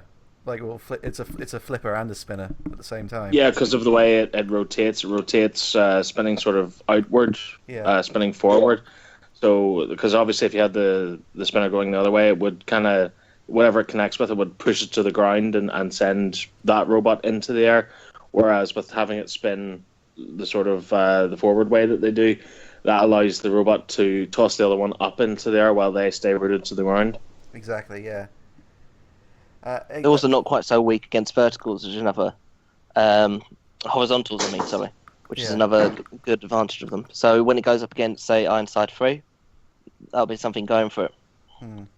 But stuff I'm very interested. I also think Gabriel could be a bit of a dark horse because it's basically Big Stinger. The thing about Gabriel is there's nothing you can do about it. I fought against it, and when you try and get it out the arena, it's basically like trying to get a fat man out of the bath. You have to lift one leg over before you get the rest of the body out. There's no one thing you can do against Gabriel. You have to do everything one wheel at a time. Because the wheels are so big, you can't get at the robot. So you have to attack the wheels, and because the wheels are so far apart, you have to concentrate on a wheel. And concentrating on a wheel is actually pretty hard. It's like, poor old Chompalot, I don't think they could even reach it with their claw. It's just so tall. Yeah, exactly. It's I do. One reason I want Chompalot to get through to at least to the group stage, to the league stage, is basically because I just like the new look of Chompalot. I think it looks great, the new Chompalot. It was very unfortunate for them in Series 6 because it's like Chompalot's a great machine and they just put it in there with Stinger, with 13 Black, and with Thermidor too. It's like, right, well, you didn't hold back there, lads. And it was beating 13 Black before it went out. Yeah, if they actually took the foam off the tip, which they forgot to do, then it might have actually penetrated 13 Black's disc and then held on for much longer, but... Never mind, at least they got the chance to prove themselves later, and they'll get another chance again this year. Yeah, and we have Ironside, which is the returning. It's the Team Mouse, isn't it? Yep. That's so. Hopefully, again, I mean, this isn't going to be Velociripper in stage, but with that. I'm talking about Robot Wars. And I've just kind of thought Thermidor and Mighty Mouse could essentially have a rematch, couldn't they? Pretty much. I'm just looking at BBC News channel. They are showing something about Robot Wars right now on BBC News. Oh, well, now of course they were also talking about Robot Wars. This. Yeah. Of course, they were also talking about Robot Wars on BBC Radio 5 Live today, and I got on the air to talk about it from a fan's perspective. Really? Yeah, just going to slip that in there. Just a little self-promotion. Well, it's not a self-promotion, it's promoting a huge radio channel. It's a self-ego boost. 5 Live, but self-glory. It's promoting one of the British it's promoting broadcasting. Yeah. But if I did want to promote myself, I'm sure there's a link to my channel in the description for Nintendo Let's Plays of all kinds. Yes, but I didn't say that. Be if the check comes through. Or if anyone's still listening about an hour and 20 minutes into this. I think. Yeah, exactly. Well, I think we might need to wrap it up anyway. But just going through all the other robots, Glitter Bomb, basically the new Killatron. Because it's pink and the new Hedgehog, really. Well, I'm to be honest, I'm surprised that it's there, because I could have sworn that the team behind it got kicked out of the FRA a while ago, but I might be wrong there. Oh. Wrexham Wreckers, I believe, is the team name. Oh, really? They actually got kicked out. Oh, interesting. I might be wrong. I swear it could have been Hedgehog. It definitely looks like a cross between Hedgehog and Killatron because it's pink. We do know that the axe mechanism is from Hedgehog. Yeah. But everything else is new. Yeah, but it's good because I actually thought Hedgehog was an underrated. It basically was let down by its reliability because I thought it was a good looking design. It was a good design. Also, in its heat, it's Alti, which, I mean, there's a lot of people who react to that and think that it's not a good robot, and then you tell them it's Bigger Brother 2, and they're like, wow, that looks like a really good robot. Yeah. Yeah, it was like, well, looking at Alti, is like, I don't know, there's a bit of a panel gap at the front. If you look at the front. Yeah, it's not the biggest concern, really. Oh no, but if it's Bigger Brother, it'll be trashed by a robot, but still win. Yeah, that was the only newcomer article from the 2016 series that I didn't write on the wiki. Most of them I was able to write in advance, just from knowing they were there, going to filming, or knowing through another leak, which I tried my best to avoid and didn't in the end. But Orte was just one where I wasn't there for episode 3, so I didn't know a thing about it. And then it was just the last one I'd gotten around to in the writing stage, and then it was already done, so fair enough. Personally, I'm just looking forward to the reactions of people thinking that Sam Watts is Joe. Yeah. He's not little Joe Watts anymore, he's awkward teen Watts. He's awkward teen Watts at the moment. I remember actually once I was in a fight against Bigger Brother, and I went up to it when Ian was away. Mm-hmm. And there was a girl sitting next to him, and I ended up talking to her about it because I wanted to speak to Ian. Oh, was that Ellie? And yeah, literally about half hour later, I realised it was Ellie I was talking to. Yeah. Oh, well. She could have even been about the same age, couldn't you? It's like, it really makes you feel young when you realise I was a few months younger than Joe Watts at the time of Robot Wars, and I'm like, so I looked like that when I was watching the show, right? Yeah, the best way of comparing it is I have a piece of merchandise, which is the oldest piece of Robot Wars merchandise you can own. It's the magazine they brought out after Series 1, which has all the details of Series 2 and all the merchandise they're going to be bringing out after that. So pretty much point one of merchandise. If you look at the date, it's actually older than Michael Oates, the driver of Eruption, the 2-time UK champion. That's how you have to put it into perspective. We have double UK champions. He's won the World Championships in featherweights, and the UK Championships in featherweights as well. And Robot Wars is older than him, literally older. Amazing. I mean, pretty much Robot Wars is pretty much older. Like, not the TV show, but the the concept of Robot Wars? Because I believe it started in 1996, didn't it? 94. 94. It started about 3 months before I was born. Yeah, so... exactly. It's like it's pretty much older than a lot of people who build robots now. It's nice to think that how involved I am in the sport nowadays. Robot Wars was conceived at pretty much the same time I was. Yeah. So we've been going for an hour and a half. I think it's time we should wrap up, don't you think? So, any final thoughts you guys want to give about about this week's episode? I think we haven't mentioned Bonk, really. Yeah, I was actually about to say the same thing, because Mute is my second favourite robot. So I went in thinking, oh, right, let's get as many shots of Bonk as we can. It just kind of fired its axe and never got it back up again. Then they died. Yeah, Bonk has had some reliability issues on the live circuit as well, unfortunately. The team didn't even get to say much, really. Yeah, that was probably one of the things I didn't like so much, is that I really liked looking in the workshop scenes that we saw with Team Nuts and Team Razor. It'd be nice to have seen that with everyone. It's like you think about this, like there was so many all-stars in Heat 8. Like you've got Behemoth, you've got Terahertz, you've got Razor, even the newcomers Carbide, which I guess you could say made a Heat final in Series 7 with Tiberius, and then you think, which one of these competitors actually won a Heat in the 7th Wars? And it was Bonk out of all of them.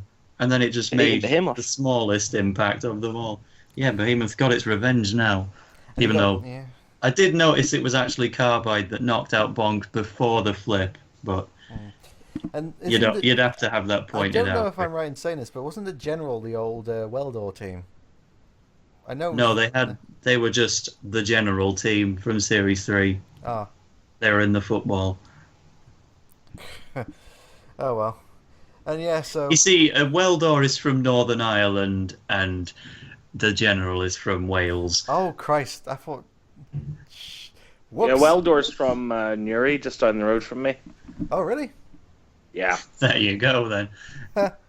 And I was the one called racist.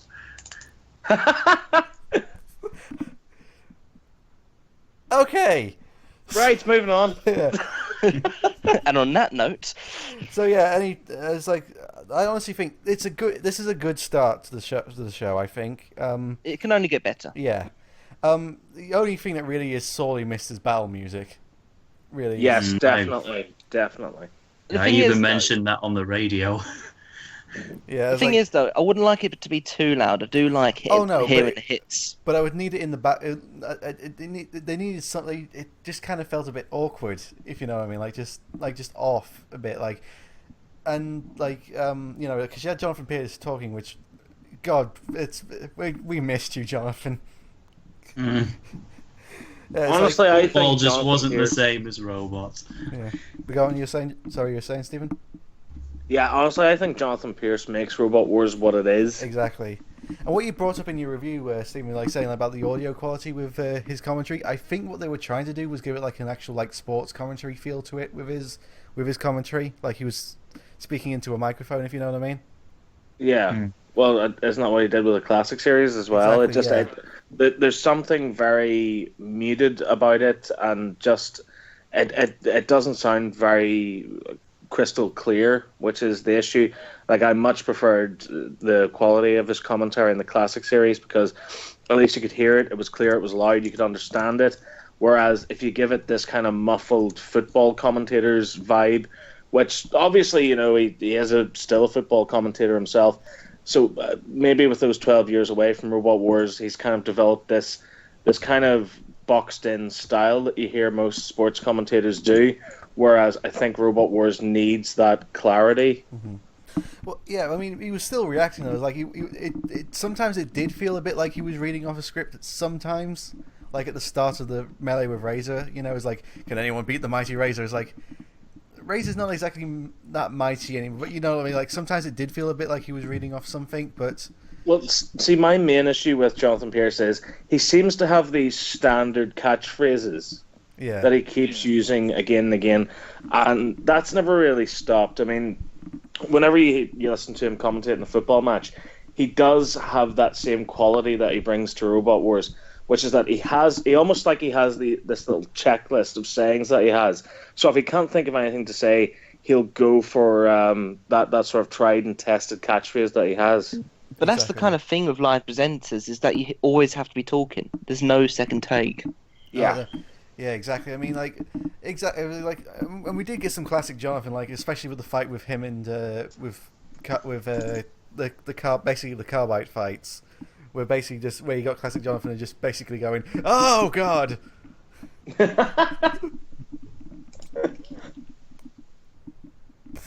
Yeah, it's like stuff like that. It's like, but sometimes like I don't know.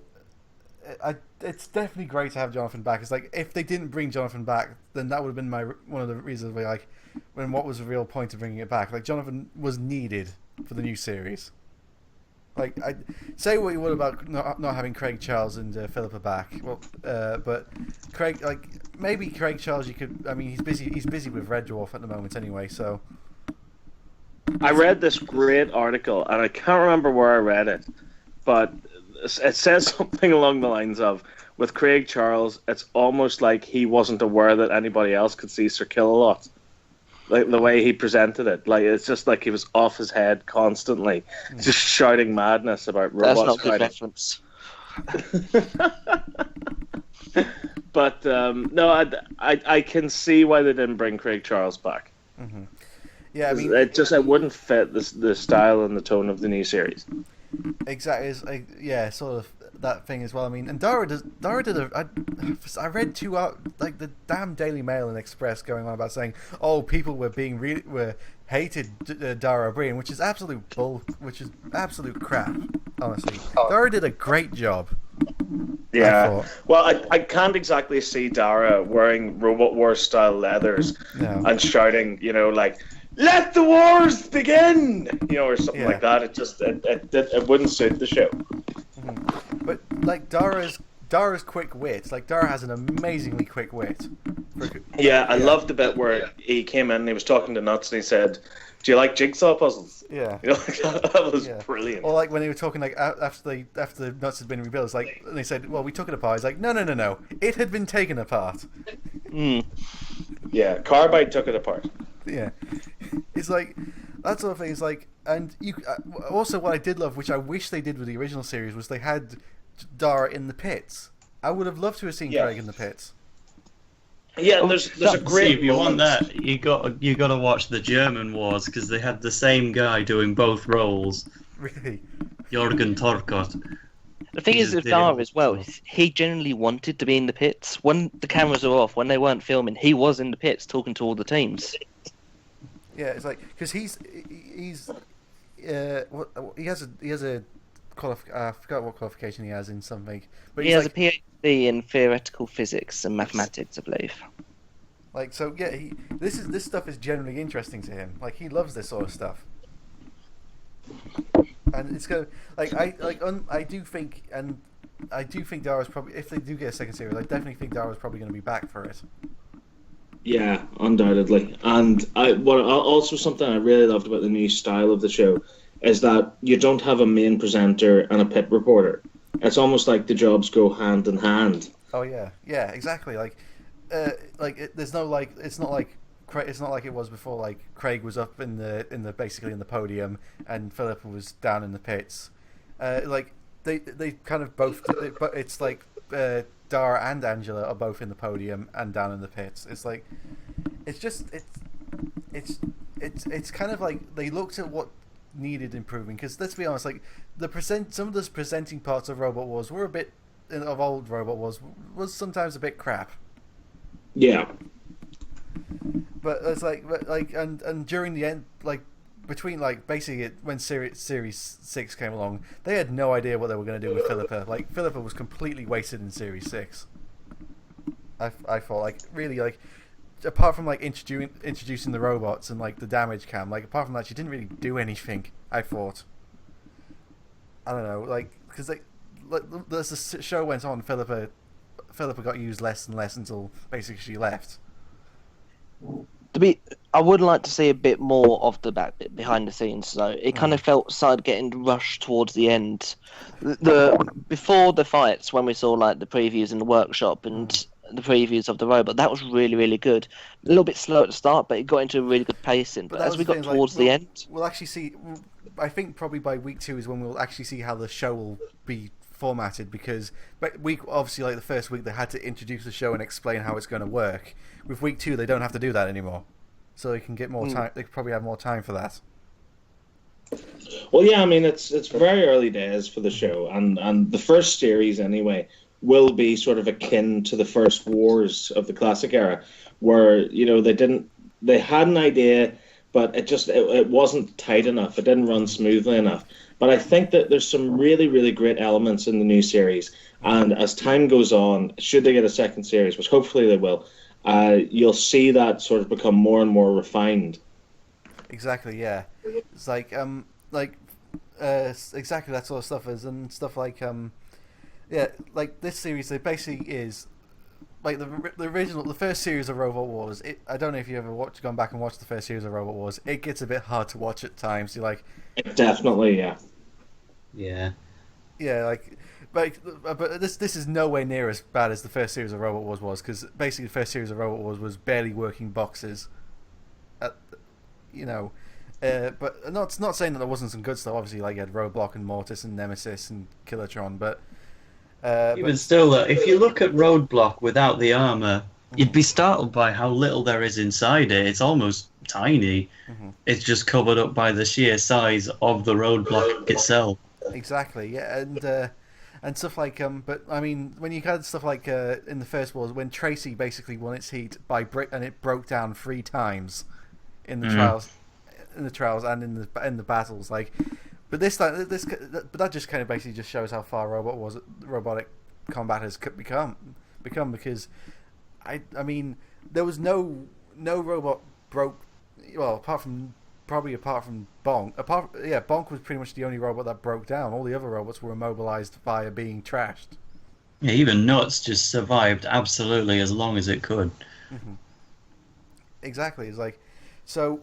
And like when people are complaining about saying like that 10-second immobilization rule is too quick, I kind of think now that in nowadays robot combat, if a robot's immobilized, it's not getting back. It's immobilized. Like they don't need. 30 also, seconds. that I mean, 30 seconds. That's what, 1/6 of the match. That's quite a long time when you consider it. Exactly. Yeah. I think the change probably happened because in like 7th Wars they could cut out the 30 seconds, but here the battles have no cuts. So they didn't just want to stare at a dead robot for 30 seconds in a head-to-head. Exactly. Well, I do think the 30-second rule is definitely fairer, but 10 seconds works for TV. People have really complained about the editing, and it is a bit choppy and so on. But one thing they have done really well is the actual time you spend watching the fight is pretty close with the amount of time the fight actually takes. Yes. You don't really miss anything. But I mean, also, I don't know if any of you guys noticed this, but I think some of the cameras had different frame rates, because some of the cameras were a lot smoother than some of the other cameras. Like some of the cuts, I noticed. Yeah, like some of them were like the overhead shots were a lot smoother, I thought, than some of like the more ground level shots. Yeah. Another big issue. Really, what camera they can mount into a specific situation, I guess. Yeah. But I mean, stuff like but then again, This is basically they have the idea. Now they're going to see what happens when they put it into practice. It's going to be next year. Well, hopefully next series is when they realize, okay, now this is what the improvements we have to know. These are the things that we have to change and make. These are the mistakes that we made. These are the things that we have to change. This is how we can improve the show. They can only improve the show from now on, basically. So it's going to be interesting, and I remember we said we were going to wrap up 20 minutes ago. Yeah, so we're going to do that now. Goodbye.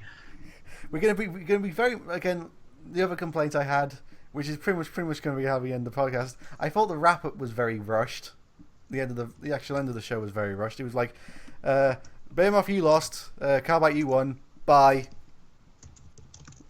That was one thing I was saying about the pacing. That it started off quite slow. And then it just seemed to get rushed and rushed as it went through. But hopefully they won't have that problem. They have a bit more time next week because they don't have to explain everything. Exactly. Maybe, yeah, exactly. Like, hopefully they won't have to. Hopefully they won't have to explain the league table idea every week, because they kept on I don't know if you noticed that, but they kept doing that every single battle. After every single league battle, they kept on explaining how the league table worked. In a way, I don't know. I guess that's not too bad, because you get that in pretty much all sports, really. Pretty much, but yeah, it's going to be interesting. And also, I don't know if this was true, but did anyone say there was some reports saying that there was canned reactions, like canned laughter in Yeah, that's one thing that I've noticed, which I understand why people think that, but I do think it's untrue. Yeah. The problem is that whenever you're inside the arena, you'll realise the amount of reverb you get. It's actually you don't actually recognise your own voice. It's that you sound very weird to yourself. It's a really weird environment to be inside, and they want everything to sound like it's one room. So what I think they've done is they had microphones outside where the audience were, and they were also putting the audio out to where the audience were, and so the audience would hear the audio and they would respond to it. They then put that audio back into the room where Dara was, because you really wouldn't be able to hear the audience so well. It would be quite disturbed and it would sound terrible. So I think what they've really done is they haven't put canned laughter in, but they've kind of canned the laughter on set and put it back into the room where it should be, as if it was one room. Yeah, because I don't think, like, you know, the reactions, like, because during the battles, especially like the Carbide battles, when Carbide was basically being flung into the air when it hit terahertz, wasn't it? Like, you heard like the audience go, "Oh!" Like, I don't think that was canned. No, I think that's just literally, that is their genuine reaction, but it's been put into a place where it shouldn't be. And that's probably what makes it sound weird, what makes it look canned. Because if it was a set like Mock the Week, you'd say, "Oh, the audience is right behind the cameras." In this one, the audience isn't in the battle box. It sounds weird to hear them inside the battle box, and that's why it maybe sound a bit canned. Yeah. Other things. Okay, last thing. Again, I promise we're going to wrap up. But last thing is, like, I really did also think was a good improvement. Also, was they had mics on the presenters on the Roboteers, so you could actually hear them talking in combat, which I really like that new addition as well. I like it. Yeah, go on. I mean, Roboteers certainly talk to each other during fights, depending on how well it's going. Yeah. So it's certainly something interesting to hear. Sometimes you might hear some swearing at each other, for example, or that probably won't go on the BBC. But you know, it's an interesting dynamic to the sport, 'cause it's not something you hear in like Formula One or football, in a sense. No. I know, like a fight I had this year where my weapon wasn't working the entire tournament. I knew it was working, but I was kind of playing on it because I knew I had one chance against this opponent. I took that one chance, and he thought my weapon wasn't working. So I took it, got him out of the arena in one go, and he started getting really upset because he thought, "Oh, it wasn't working." Yeah, it's stuff like that stuff is really good, and also like it's good to know that there's still a bit of awkwardness with like the you know, it's not as bad as it was in the original show, like in series, basically between series 1 to 4, you know, where the robots were talking about, the Roboteers were talking about their robots, and it was like, "Hi, I'm John, and this is my robot." You know, remember that sort of thing. Like, it's not like that anymore. Like these Roboteers definitely know how to talk to camera.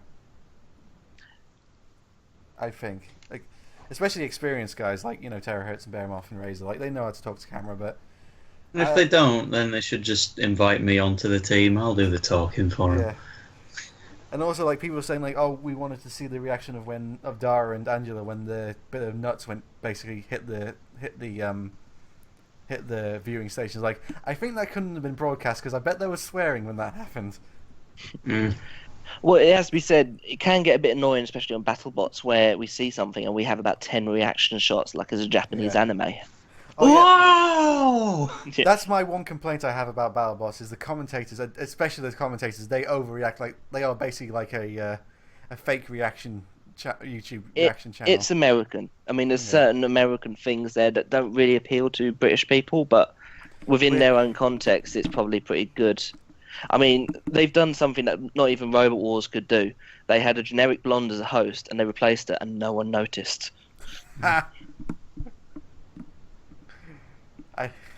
Yeah. Right, well, we're going to go now, aren't we? Yes, we definitely are going to go. Sorry. So yeah, if you haven't watched it, why the hell have you basically been, why haven't you watched it yet? If you're apart from if you're not in America, because, well. But anyway. You could have watched the entire show twice while watching this. Exactly. So we'll try and be back next week to talk about week 2. Hopefully not as long. This just covered the entire series in one go, you realise? Yeah, exactly. We spent about 20 minutes talking about Heat. Exactly. Hopefully we can actually talk about the battles next week. Hopefully, but we won't be as long, I promise. This was, again, very much like the new show. This was a trial run to see what works and all that sort of stuff. We will do. I do want to do this as a weekly thing. We basically have to be in line with the length of BattleBots episodes. It opened up with a 2-hour one, and then it was an hour every other week. Exactly. And it'll never go that long again. Any last things you guys want to say before we end? No. You're all very tired. Okay, well, I'll hopefully get this up soon. So yeah, I'm Alex the Hunted, and thank you guys very much for watching.